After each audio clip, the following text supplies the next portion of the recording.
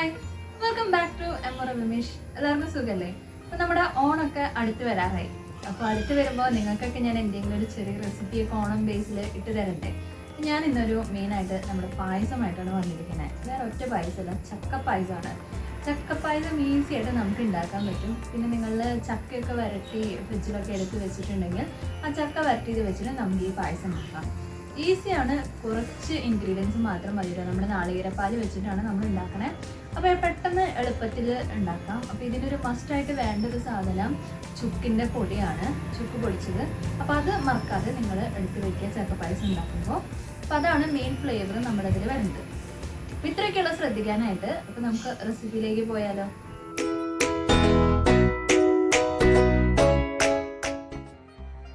ആദ്യം തന്നെ ഞാൻ അണ്ടിപ്പരിപ്പും മുന്തിരിയും നെയ്യിലിട്ട് വറുത്ത് വെച്ചിരിക്കുന്നതാണിത്. നിങ്ങൾക്ക് വേണമെങ്കിൽ കുറേ ഇടാം, ഞാൻ കുറച്ച് ഇടണുള്ളൂ, ഇത്രേ ഇടണുള്ളൂ. അപ്പോൾ അണ്ടിപ്പരിപ്പും മുന്തിരിയും നമ്മൾ വറുത്ത് വെച്ചു.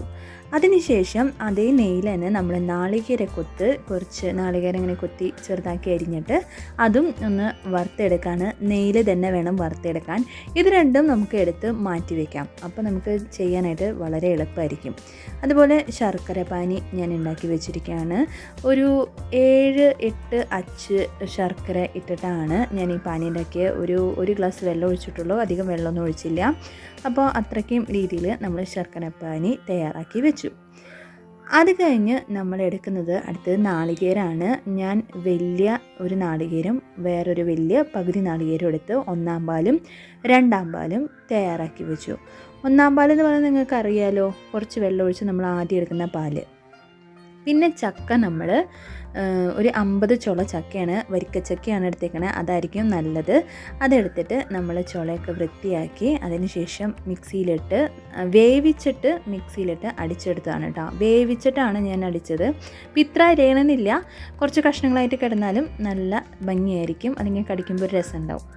പിന്നെ നമ്മൾ ഒരു ഉരുളിയാണ് വെച്ചത്. ഉരുളിയിൽ ഒരു 2 ടേബിൾ സ്പൂൺ നെയ്യ് ഒഴിച്ച് അതിലേക്ക് നമ്മൾ ചക്ക ഇട്ട് കൊടുക്കുകയാണ്. എന്നിട്ട് നന്നായി ഇളക്കി കൊടുക്കണം. കുറച്ച് കഴിയുമ്പോൾ ഈ ചക്ക ഇങ്ങനെ നന്നായി തിളയ്ക്കുമ്പോൾ ഇങ്ങനെ പൊട്ടി ഇങ്ങനെ തെറിച്ച് വരും. അപ്പോൾ ഇതിൽ ചെറുതായിട്ട് തിളക്കിനെ കണ്ട. അപ്പോൾ ആ തിള കൂടും തോറും നന്നായിട്ട് ഇങ്ങനെ പൊട്ടി വരും. അപ്പോൾ കൈമയ്ക്കൊക്കെ വീഴും, പൊള്ളും, അതൊന്ന് ശ്രദ്ധിച്ചോളൂ. അപ്പോൾ നന്നായിട്ടൊന്ന് ഇളക്കി കൊടുക്കാം. അങ്ങനെ നല്ല രീതിയിൽ ഒന്നിത് കുറുകി വരണം കേട്ടോ.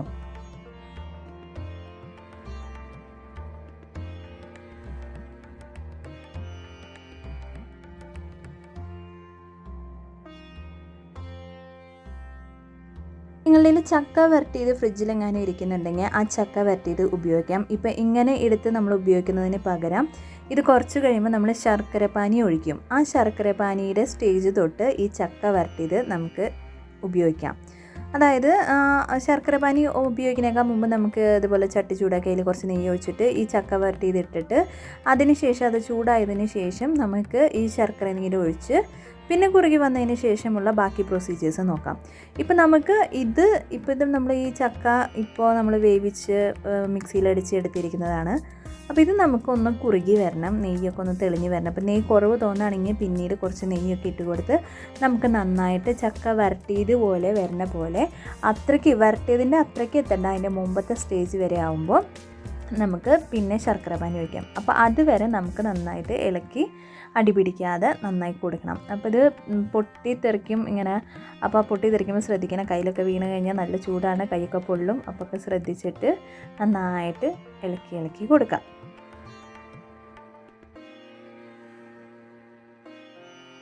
പിന്നെ നമ്മൾ ഈ ഇട്ട് ഇളക്കെന്ന് പറഞ്ഞാൽ ഇത് പൊട്ടിത്തെറിക്കെന്ന് പറഞ്ഞാൽ ഇതിൽ ചക്കയിലുള്ള വെള്ളത്തിൻ്റെ അംശങ്ങളൊക്കെയാണ് കേട്ടോ ഈ പൊട്ടിത്തെറിച്ച് എന്താ പറയുക കുറുകി വരുന്നത്. അതിലുള്ള വെള്ളം എന്തെങ്കിലുമൊക്കെ ഉണ്ടെങ്കിൽ അതാണ് പോണത്. അപ്പോൾ നമ്മൾ മിക്സിയിലിട്ട് അരയ്ക്കുന്ന സമയത്ത് വെള്ളമൊന്നും ചേർക്കണ്ട. പിന്നെ ചക്കയിൽ തന്നെ അത്യാവശ്യം വെള്ളമുണ്ട്. ആ ചക്കയിലുള്ള വെള്ളം വെച്ചിട്ട് നമ്മൾ അടിച്ചെടുത്താൽ മതി. അതുപോലെ വേവിക്കുന്ന സമയത്തും നമ്മൾ വെള്ളമൊന്നും ചേർക്കണ്ട. ചക്കയിൽ ഒരു 1/4 ഗ്ലാസ് എങ്ങാനും ചേർത്താൽ മതി. ഞടി പിടിക്കും എന്നുള്ളൊരു പേടിയുണ്ടെങ്കിൽ അതിൽ കൂടുതൽ ഒഴിക്കരുത്.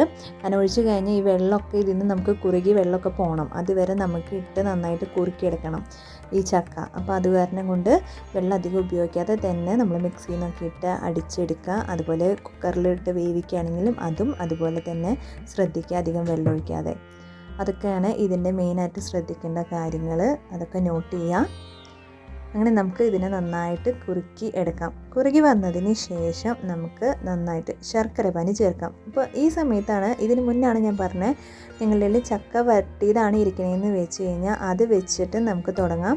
അപ്പോൾ ഈ ഒരു പരിവാവുന്ന സമയത്ത് ഓൾറെഡി ഈ പരുവത്തിലായിരിക്കും ഏകദേശം നമ്മുടെ ചക്ക വരട്ടിയതിരിക്കുന്നുണ്ടാവുക. ആ സമയത്ത് നമ്മൾ ശർക്കര പാനി ഒഴിച്ചിട്ട് നമുക്ക് നന്നായിട്ടൊന്ന് കുറുക്കാം. അപ്പോൾ ശർക്കര പാനിയും നന്നായിട്ടൊന്ന് കുറുകി വരണം. അതിന് ശേഷം നമുക്ക് രണ്ടാം പാൽ ഒഴിച്ചു കൊടുക്കാം.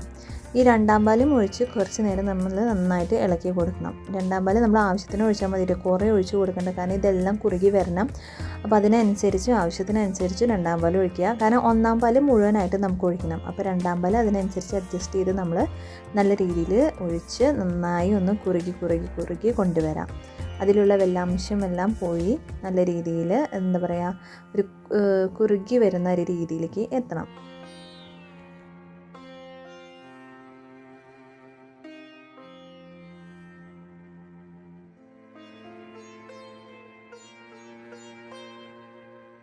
പാലൊഴിച്ച് നമ്മളുടെ ചക്കപ്രഥമൻ്റെ ഏകദേശം നന്നായിട്ട് കുറുകി വന്നു. ഇനി അതിന് ശേഷം നമുക്ക് ഒന്നാം പാൽ ഒഴിക്കാം. ഒന്നാം പാൽ നമ്മൾ മുഴുവനായിട്ട് ഒഴിക്കുന്നുണ്ട്. കൊടുത്ത ആദ്യത്തെ പാലാണ്. അപ്പോൾ ആദ്യത്തെ പാൽ മുഴുവൻ, നാളികേരപ്പാൽ ഒന്നാം പാൽ മുഴുവൻ ഒഴിക്കുകയാണ്. ഒഴിച്ച് നമ്മൾ നന്നായിട്ട് യോജിപ്പിച്ച് കൊടുക്കുകയാണ്. നന്നായിട്ട് ഇളക്കി നന്നായി മിക്സ് ചെയ്ത് കൊടുക്കുകയാണ് ചെയ്യുന്നത്. നമുക്ക് നന്നായിട്ടൊന്ന് ഇളക്കി കൊടുക്കാമത്.